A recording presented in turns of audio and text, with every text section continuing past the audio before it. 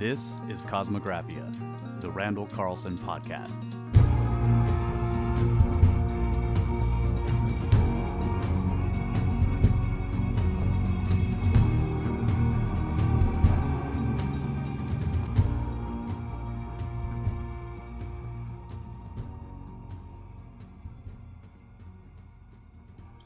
Okay, well, let's keep going here. I hope these little asides are less distracting and more useful to people. So continue on here. So Walcott goes on to say the already complex picture of relative movements of sea level is further complicated by ground movements due to post-glacial rebound itself.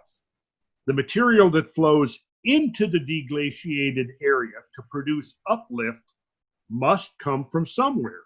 So we would expect a complementary depression outside the zone of uplift.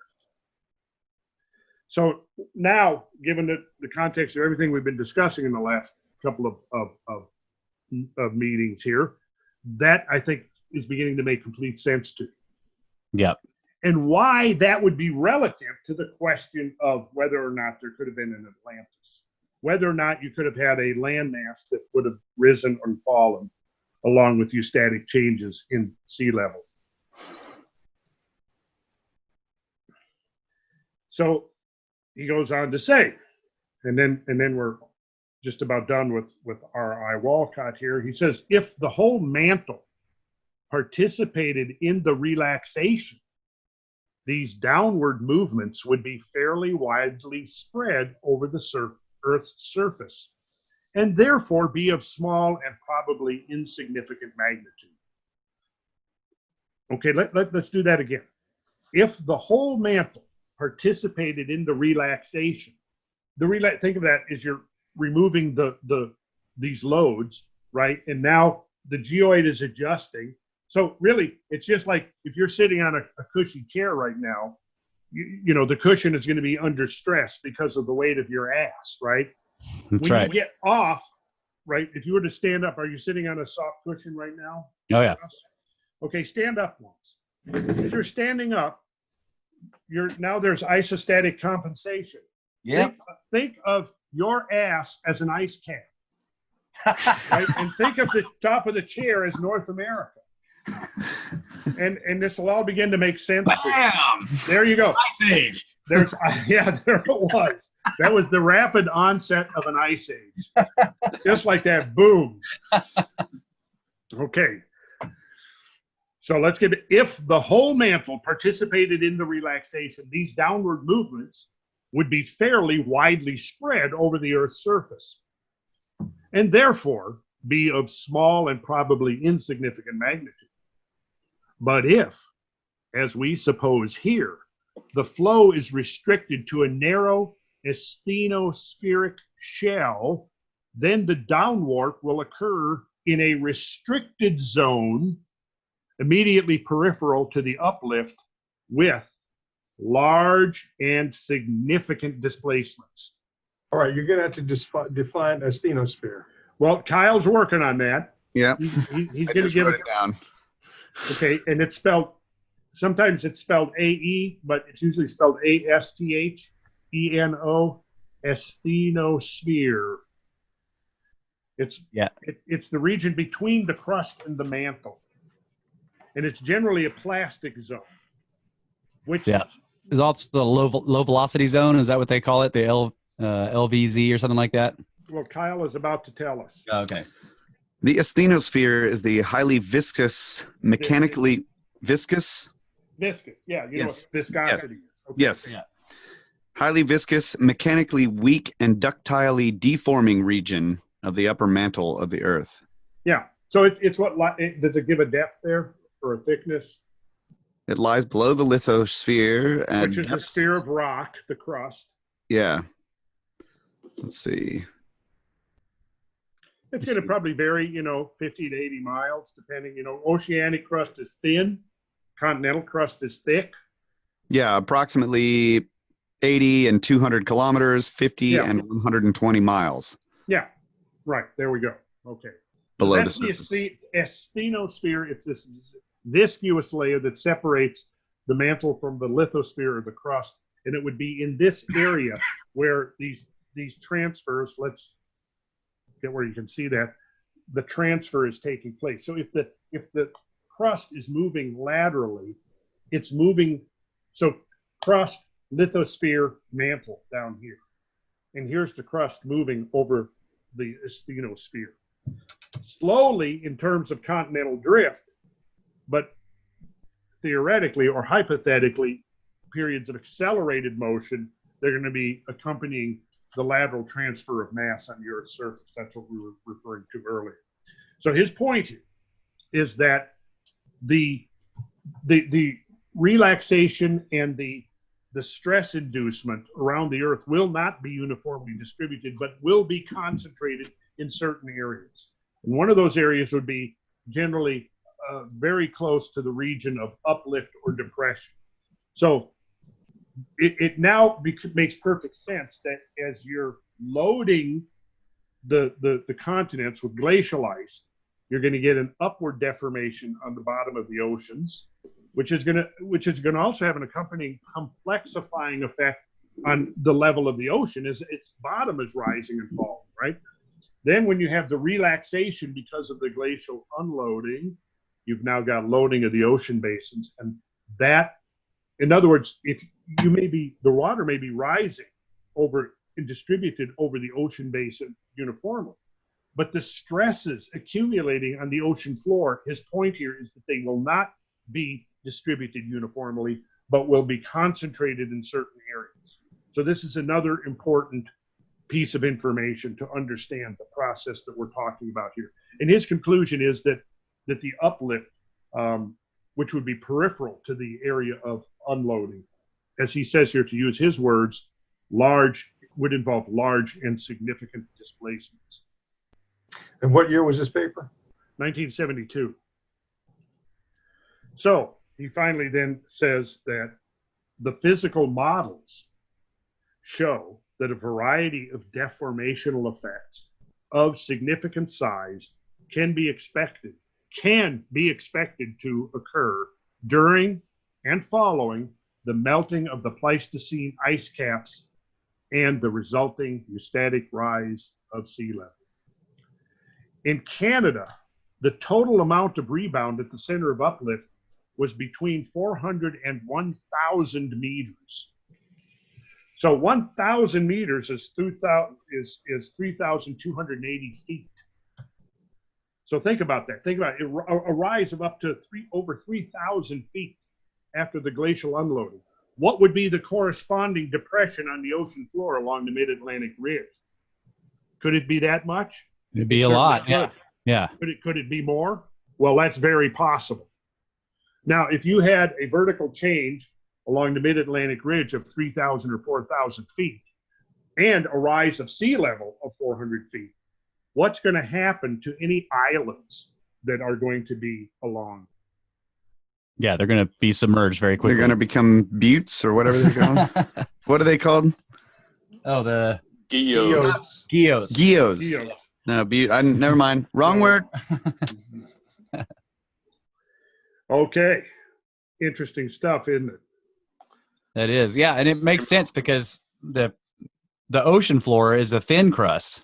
I mean, if it rose up, 3,000 something feet over the continental mass, then you can imagine that thin crust in the ocean, when that water dumps into there, that it could depress a lot farther, especially because there's also a hinge there along the ridge. Yes. Yeah, that's exactly the point here that I want people to take away from this. So I have a question about this. There's these areas, in the western United States where you notice mountains that look like the entire crust has been tilted, right? Mm-hmm. On one side, it's smooth and grassy, and on the other side, it's all rocky, and you can see the stratification or whatever it's called, stratification of the rock. Stratigraphy. Yes. Stratification, that works. Okay. Yeah, so it's like, I imagine these pieces of crust, or say at the mid-Atlantic ridge, if it was risen up, they'd be sort of pulling apart. when they're risen up, and then when they're being pushed down, they're smashing together. And what do you think might happen to upwelling magma that's in that rift, that's within that fault zone between and below, right? It could be that the pulsing of molten material laterally out over the crust that has now been well documented geomagnetically to have occurred. Right, that this material, it's almost like, think of it almost like as a wound, right?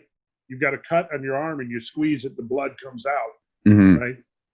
But in this case, we're talking about a wound in the crust of the earth, and this material is there, and now you've got this pressure down, pressure release, pressure down, pressure release. It's very possible that process could be related to the upwelling and the outflowing of molten magma. And then once it flows out, and begins to crystallize, it preserves the geomagnetic field direction that prevailed at the time that magma is crystallized. I was thinking you were going to talk about the granite outcrop that exists there, that you were talking about in the last podcast. It's like this leftover piece and in the middle of the mid-Atlantic ridge. So if a lot of times you'll find these granite that were basically like old volcanoes, just this big granite column that's been pushed up. Well, yeah, there are granite. I can pull that reference up here in a minute. But yeah, there are granitic remnants right along that triple junction.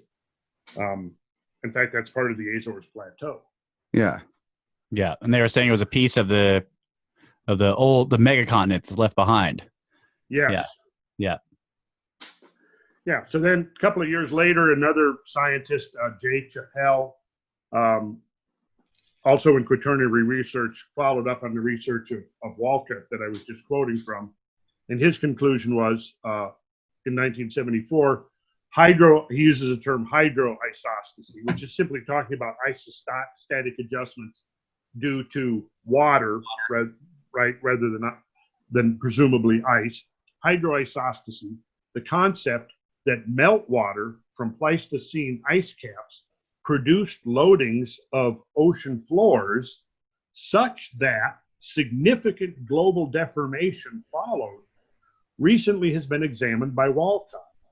The earlier qualitative assessments of hydroisostasy as an important factor in glacioeustatism, right?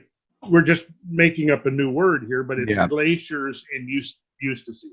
So glacioeustatism are qualitatively supported by Walcott, who also demonstrated that the effects of glacioeustatic inundation, here's the important point, will vary with location. So what that means is if it's not adjusting too much in one place, it has to be adjusting even more somewhere else. To maintain. Yeah, you got it. That's the idea. So, and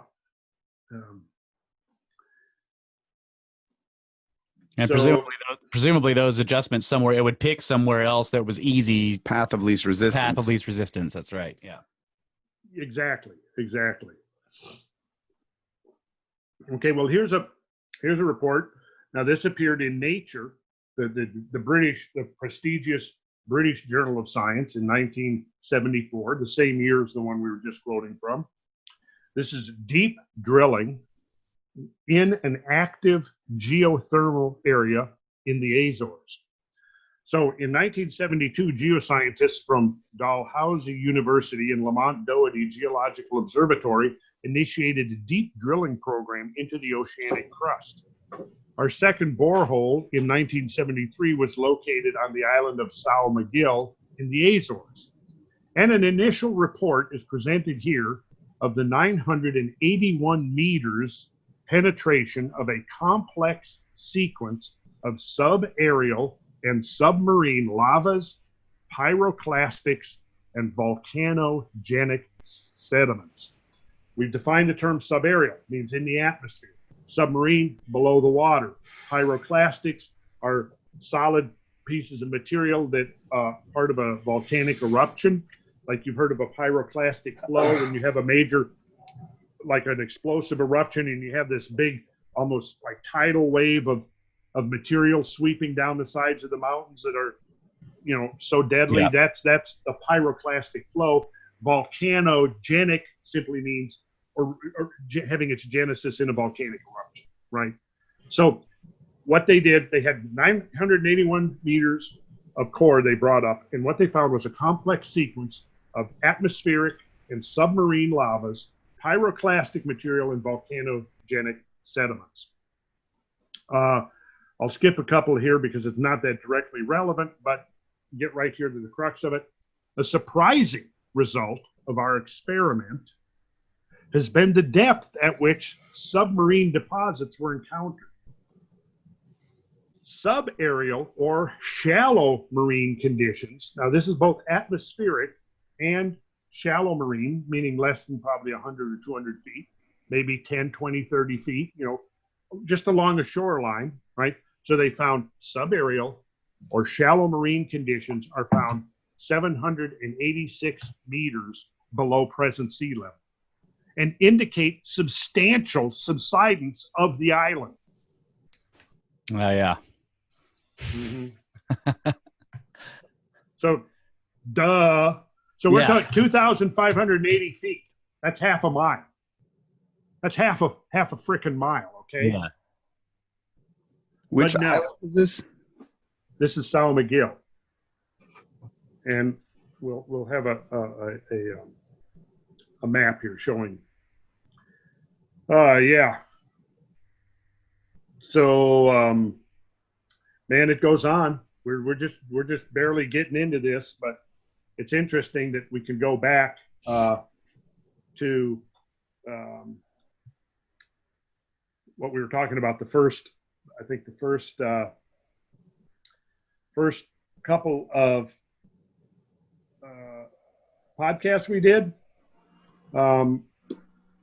where it was said that, from Atlantis from the geologic point of view, in light of what is known today about the ocean floors. Now, this is written in 1978. Okay. Now, just given what we already have learned in these podcasts, think about this, what they're saying here. In light of what is known today about the ocean floors, we can definitely rule out the possibility of a sunken landmass of any substantial size in the Atlantic. Or, for that matter, in any other ocean basin. Lies. And then, nowhere in the ocean basins is there any sign of a large mass of continental type crust, which could represent a submerged continent. Wait. Time out. I agree with that, right? Yeah. And from what you guys now know, you would be agreeing with that too. Yeah, there's, but let's define what we mean by large. Well, they're saying a submerged continent. Well, the smallest continent on Earth is Australia. So it's got to be at least as big as Australia or bigger to fit the definition of a continent. But nowhere was anybody ever talking about that except in the woo-woo. Plato never talked about a continent, right? That's right. He talked about islands. Yep. So then, with an Atlantic site ruled out as physically impossible, all arguments based on racial, linguistic, or other cultural similarities on both sides of the ocean, which would include the rest of Ignatius Donnelly's 13 propositions, must collapse. Either they are not real similarities at all, or they must be explained in other ways, including mere coincidence. Yeah. And so that was considered to be the final word on the matter in 1978. And what you see is post late 1970s, everybody starts going everywhere else and saying, oh, here I found Atlantis, it's over here. Yeah. Well, I found Atlantis over here, and here's why this guy is wrong, but here's why I'm right. And here's how we have to figure that Plato was mistaken about this detail or that detail. And what he really meant was this, that supports where I think Atlantis was. Now, that's not to say that some of the things that you're talking about aren't interesting, because a lot of them really are. But then to try to say, well, this is Atlantis, The question in my mind has always been, how far can we deviate from Plato's account and still legitimately call it Atlantis? Yeah. None. Well, at this point, we're going to have to come back to Plato because obviously we've not covered a lot of his details. But with this background and this context, once we go back and we start looking at some more of his details, I think we'll have a more insight into the whole story of Atlantis. And so, yeah, I think, did we quote from The Sunken Kingdom, The Atlantis Mystery Solved? I don't know. The possibility of a real Atlantis in the terms that Plato described it has long gone. That's his working premise. This came out this was a book in 1996. Yeah, it says nearly 2,400 years ago, the Greek philosopher Plato posed a riddle which has baffled scholars ever since. Was the story of the lost continent of Atlantis a complete fabrication, or did some historical reality lie behind it? The possibility of a real Atlantis in the terms that Plato described it has long gone. To which I would go, oh, really? Yeah. He also said continent there. Yeah, and then for all its romantic appeal, the idea of a prehistoric super civilization on an Atlantic continent is vanishingly unlikely. But again, in science, you got to define your terms. So I would ask, what the hell do you mean by a super civilization? Yeah. Let's define that. And then I think we can reject the use of the term continent because that was not Plato's term. I mean, Plato's terms the terms he used were well-known Greek terms for island or islands. Yeah. Yeah. Well, I guess the only thing that's going to satisfy some people is when they dredge up an iPhone type thing embedded in rock that's 50,000 years old. A crystal spaceship.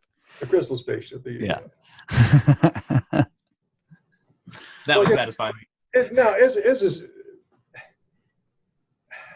playing devil's advocate again, if I'm a geologist and I'm listening to all this and I'm saying, okay, you're taking a little bit of evidence here, a little bit of evidence there, and you're conflating this stuff, okay?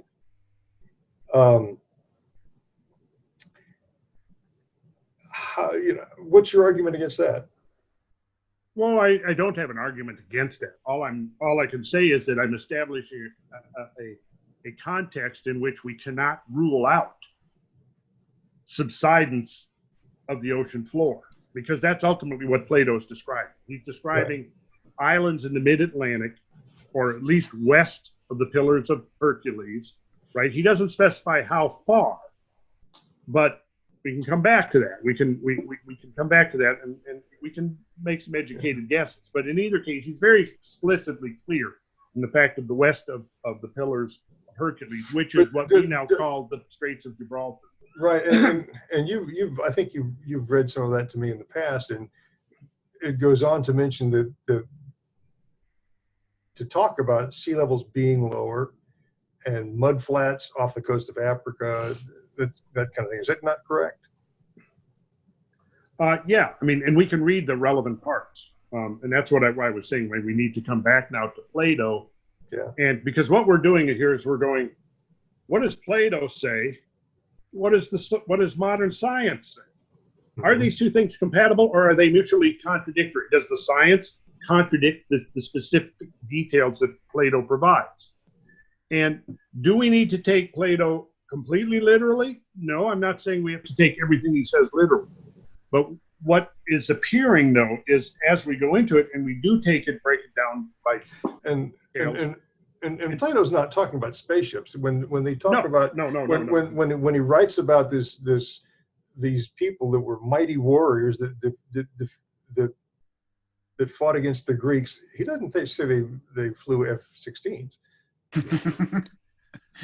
No. He doesn't say they came in crystal spaceships. He just said, they were mighty warriors and seafarers and seafarers. Yes, what he is describing is a sophisticated maritime civilization centered on an island or several islands in the Atlantic Ocean west of the Pillars of Hercules. That's what he's describing. Right, and this goes to your comments about, how advanced is advanced? Exactly. Is it, we're not talking about, you know, again, crystal spaceships. We're talking about people who sail. We're talking about people do advanced enough that they have clearly navigational skills. Advanced navigation skills. You know? Which presumes a knowledge of astronomy, or at least enough astronomy that you can navigate. And then some degree of higher mathematics. Yeah. Some degree, yes. Yes, some degree. I would agree with that. Right. But no, we don't need at any point, we don't need aliens. We don't need, flying, crystal spaceships or anything. We don't need any of that. Now, that may be interesting to look into itself, because there is, some tantalizing, suggestive stuff about sophisticated technologies, but that's really a different question. And what's deficient there is really the hard evidence. Right. The Vedas may talk about the Vimana, the flying machine. Well, I don't know. I don't know. I don't have any hard evidence for or against, but I'm open-minded enough to say, well, I would consider that if, can we make an argument based upon some kind of an evidentiary argument? Right. But right now, just looking at the evidence that you've got. Yes. My point is looking at Plato. Right. You take what Plato said, and you take, okay, let's look at the facts. Let's look at the ice caps disappeared. The sea levels rose. There was catastrophic geological action. There are indications of granitic, continent-like rock formations, and evidence of subsidence. Yeah, that's all I'm trying to do at this point. I'm not actually making an argument for the existence of Atlantis, but I'm asking the question, when we look at Plato's relatively detailed account that he provides, he gives very specific information on the geology, on the oceanography, on the geography of it, the cultural potential of it. And, it may not be possible, and it's probably impossible at this point, to make any convincing argument for the existence of the cultural details that it provides. But step number one is to show that these notions that were put out there back in the late 70s, that this is geologically untenable. In effect, what I'm doing is I'm clearing the tabletop of all of that nonsense to show that, no, we can't dismiss the idea based upon a geological refutation, because the geology actually at this point supports the idea of subsidence of the of an island mass in the ocean. Well, he's dispelling the debunking, basically, is what he's doing. I'm debunking the debunking. Yeah. We started with Plato, and then he went to Ignatius Donnelly, and then there was the response that we went through where they said, well, we can get rid that geologically this is crap, so we can get rid of everything he said. And what Randall's been doing is showing that actually was totally wrong. Yeah. So we haven't gotten any farther than that yet. It looks like what you were saying before, you compare what Plato said to the science of today, and can you make, is there anything that rules it out? It looks like there's nothing about science that rules it out. There's only the scientists that ruled it out. Yeah. That's right. A few of them in the 70s. Yeah. And then ever since then, really. But the science itself does not. So far what we've seen. Okay, let's go on. We'll talk about these seamounts. We introduced seamounts last episode, right? Yep. We talked about seamounts, and I'm going to do a share screen here just to refresh everybody's. Let's get back to this, and there we go. Share.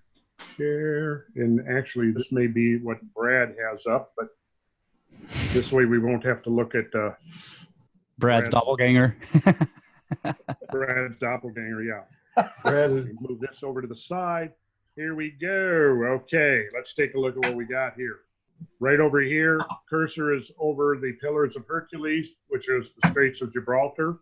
Inside, we have the Mediterranean. Outside, we have the Atlantic Ocean. And if we follow this dotted line here, this is the fracture zone, right? So you got the African plate down here, we've got the Eurasian plate here, and the North American plate over here. And this dashed line represents the crack, if you will, between the Eurasian plate and the African plate.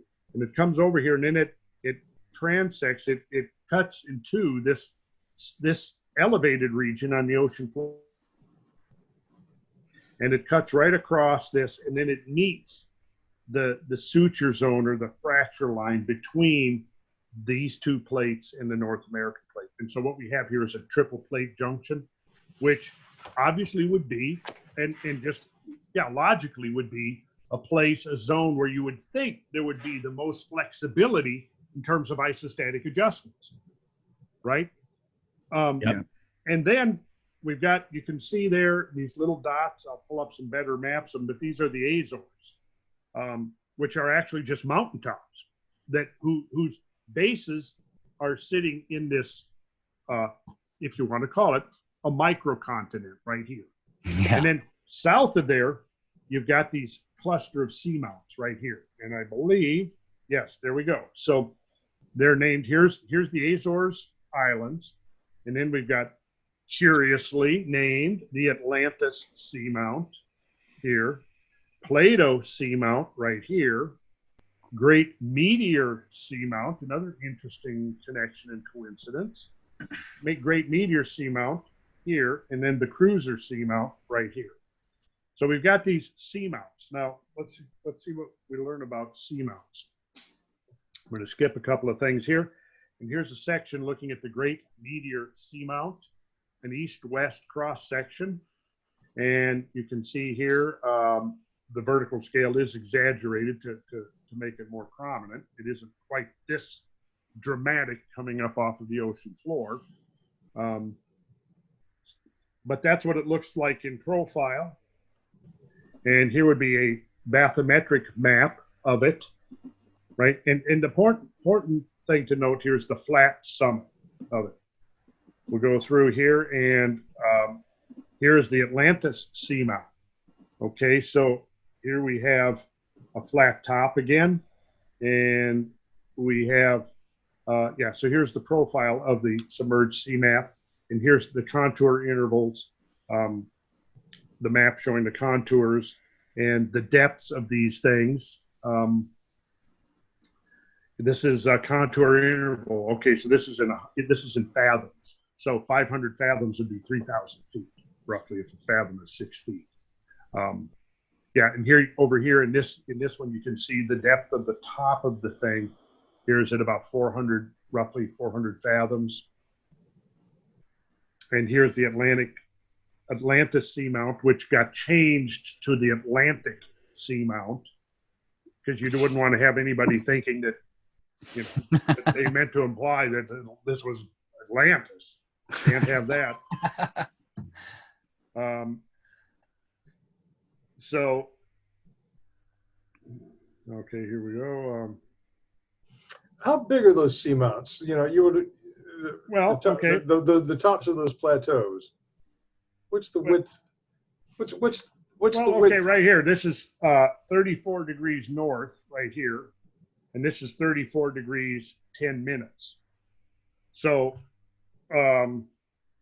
we could figure out from that. Wouldn't be hard to do. Let's see. Let's take a look right here. Well, okay, so I mean, there are no distance measurements here that I can tell. Oh, there will be some in here. Let's see. Will that distance change as you go further and further north, right? Like 10 minutes of degrees, it'll change, won't it? Yeah, but for rough purposes, it's 20, let's see. 20 minutes, 10 minutes. Okay, so we're looking about one mile per minute here at this latitude. So we're looking at about 10 miles here. It's a decent sized mountain. Yeah. Yeah. Or plateau if it's shaved off, it plateau. Plateau, yeah. And here they show pretty clearly on this map. So the question is, with all these flat-topped mountains, what made them flat-topped? What made them flat? See, that's the question, right? I mean, and they're all flat-topped at pretty much the same height. Right. Okay. Well, here's how you explain it. And we can actually pull up some scientific research on this. You've got mountain peak above the ocean, and now you have a highly turbulent, erosive ocean that is basically, you have to have a means of shearing off the tops of these mountains. Yeah. And because they're basically at the same level, that shows you that this shearing force was applied in a plane. It wasn't differential. It was in a plane. And this is what I've got up here now is a bathymetric sketch of Atlantis cruiser and Great Meteor seamounts. Great Meteor cruiser, Atlantis is over here, reproduced from The Face of the Deep by Heezen and Hollister, 1971. Bruce Heezen, by the way, was one of the founding fathers of marine geology, and tragically, he died in a submersible accident down doing research. The caption for this image reads, "Ancient Sunken Islands of the Eastern Atlantic." And here they are, okay, showing how the tops have been sheared off. And here's what they would have looked like before shearing. Oh, yeah. They would have been prominent, sharp mountain peaks rising up out of the ocean. The Trident. Yeah, Neptune's Trident. Yeah. Mm-hmm. So yeah, you can look up Neptune's Trident and you'll find some interesting deals. So here we go. You can see very clearly the sutures. You can see the stretch marks emanating laterally from the sutures.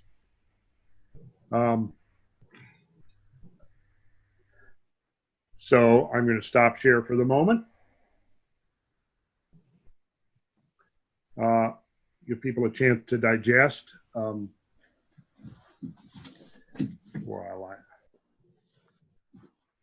Well, I'm just going to throw in this little tidbit. Please do.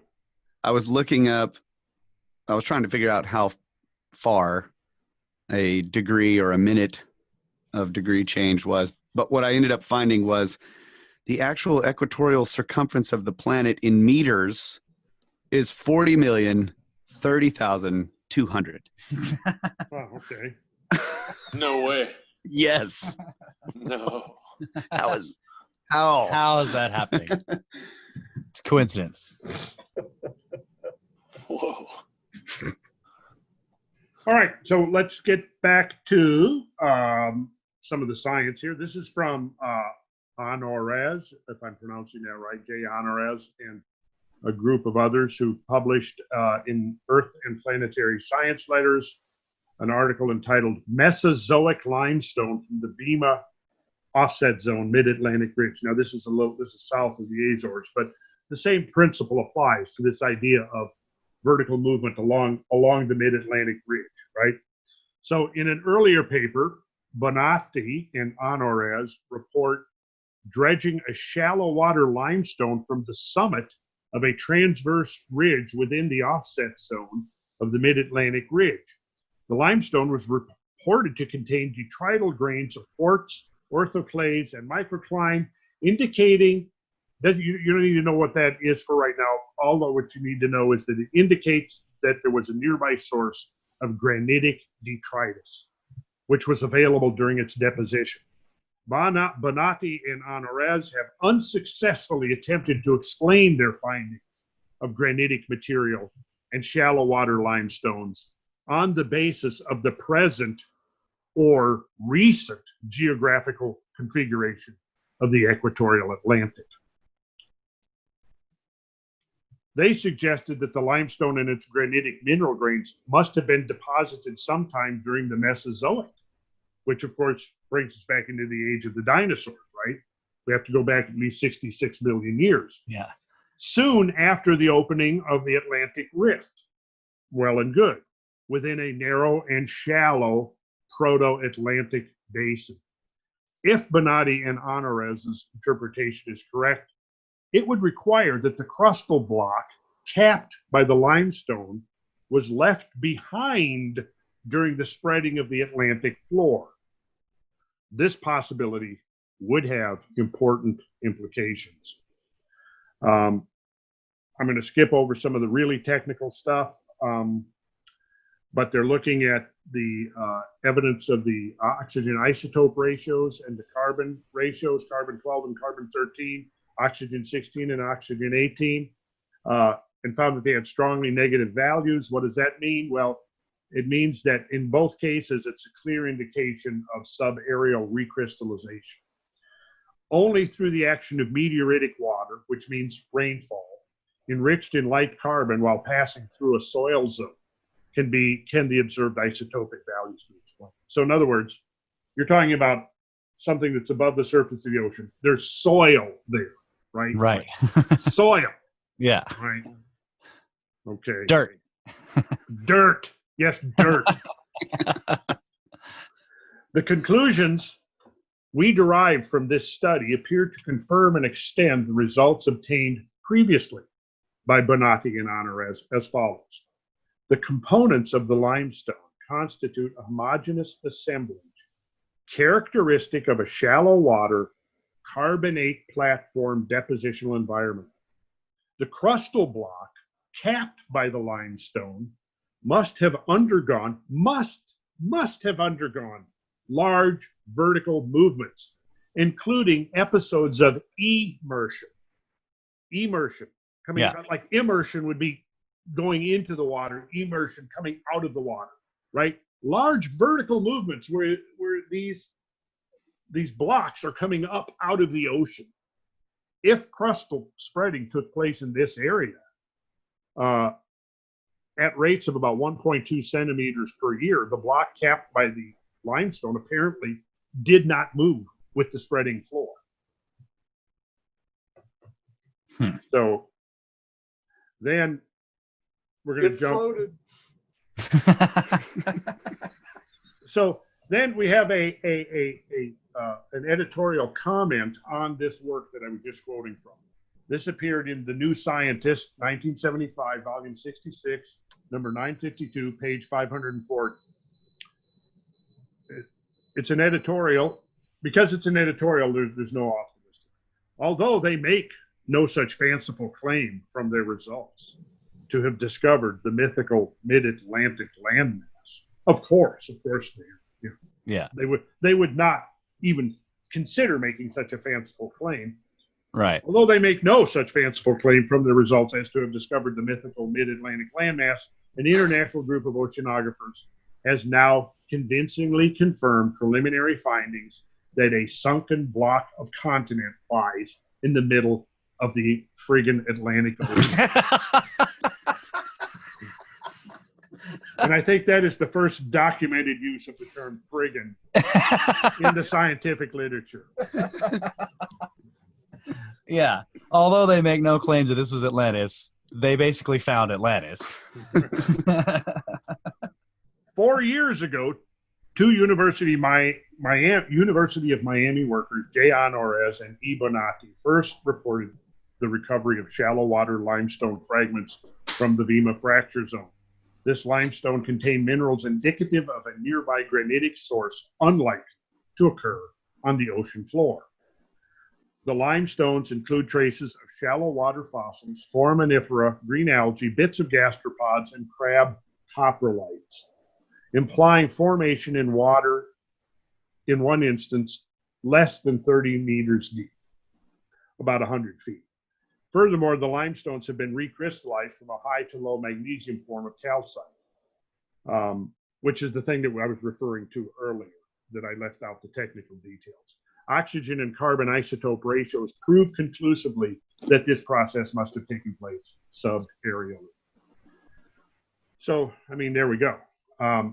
Then 2 years later, Bonatti and others, and another group of oceanographers and marine geologists published yet another paper entitled Neogene Crustal Immersion and Subsidence at the Romanche Fracture Zone, Equatorial Atlantic. According to plate tectonic theory, the motions of lithospheric plates between an accretionary boundary or a spreading center and a consumptive boundary or a subduction zone, right, are essentially horizontal, taking place on the outer shell of the globe.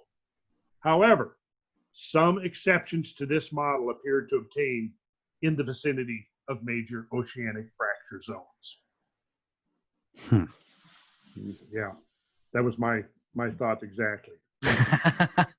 In this paper, we presented an example of vertical tectonism of a transverse crustal block located on the north side of the Romanche fracture zone. We demonstrated that the summit of this block was at or above sea level during the late Cenozoic, which geologically speaking was yesterday. So what their conclusion is that it has been suggested that the transverse morphology, Bonatti called attention to the significance of prominent east-west transverse ridges, which I will do a quick screen share here because they show up really nice on this particular map right here. Here, share, and get back to these transverse ridges. Oh, yeah. And that's these east-west, which I like in last episode too, basically Earth stretch marks. Right. Yeah. So that's what he's talking about here when he says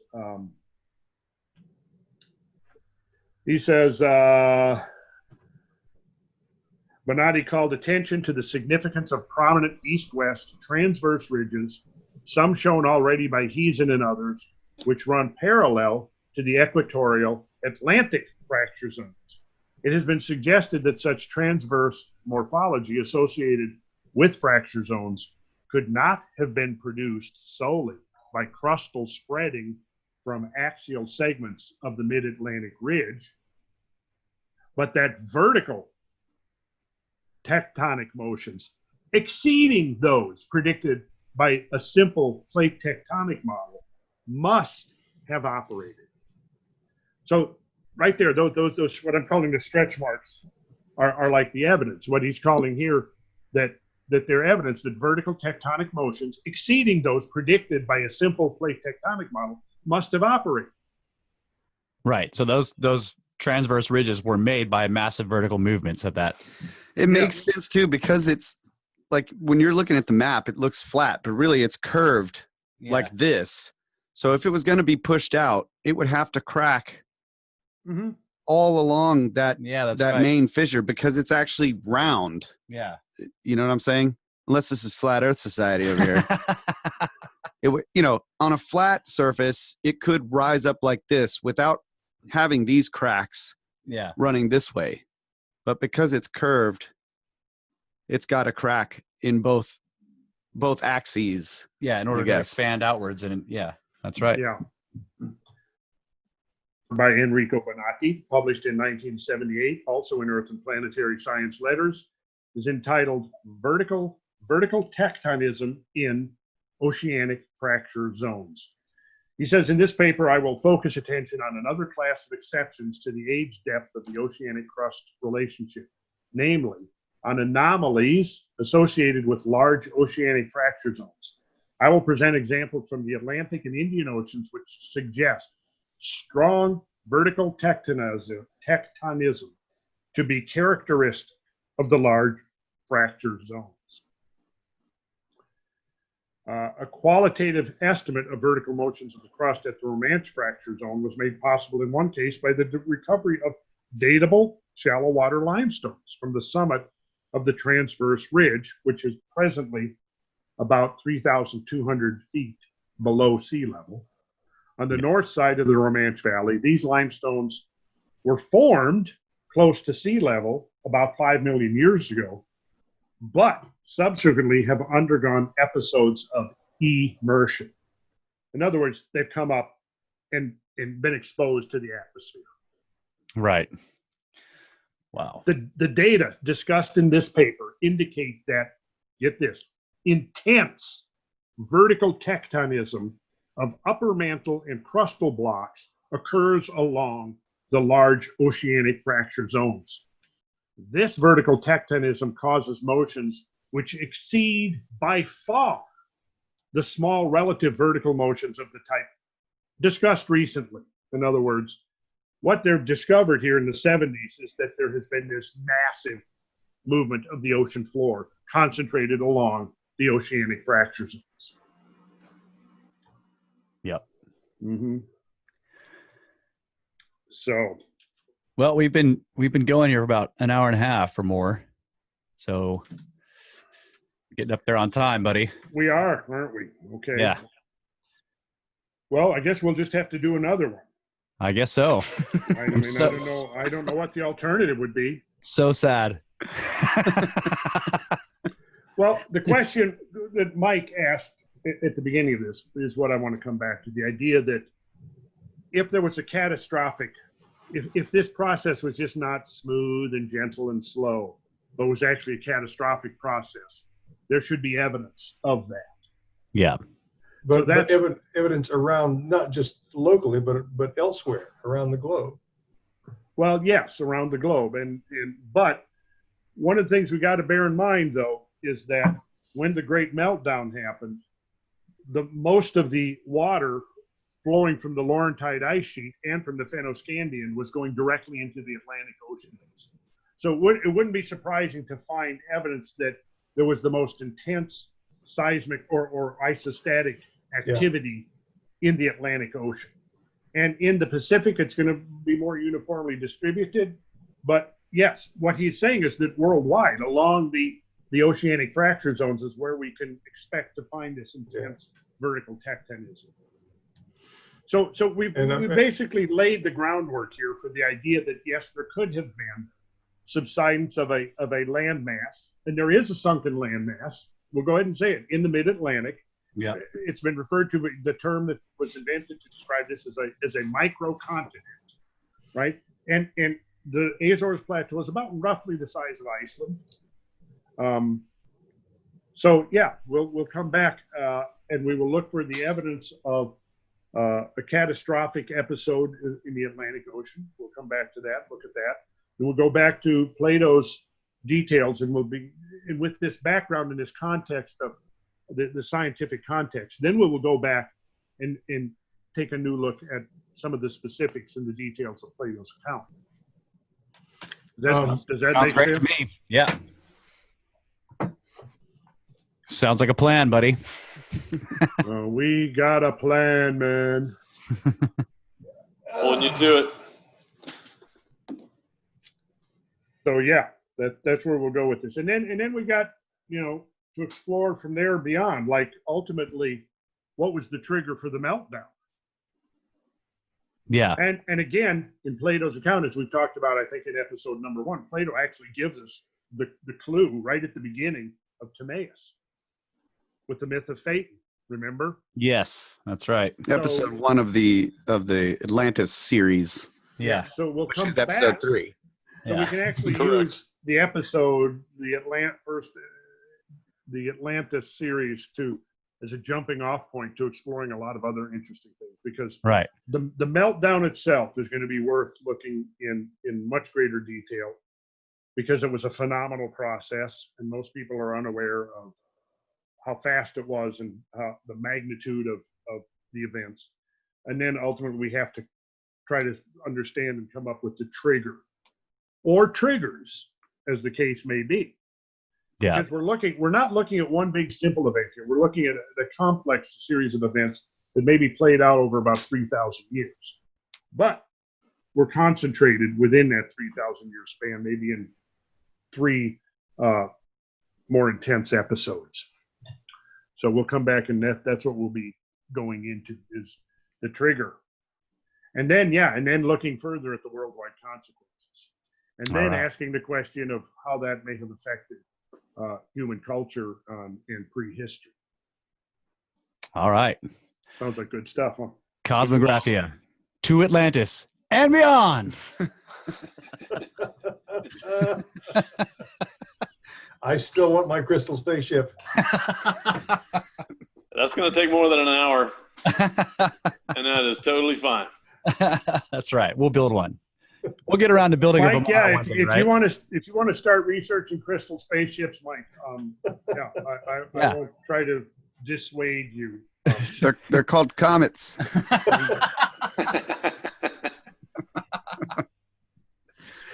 Good one, Kyle. That's what I'm here for. That's his job. Bad jokes.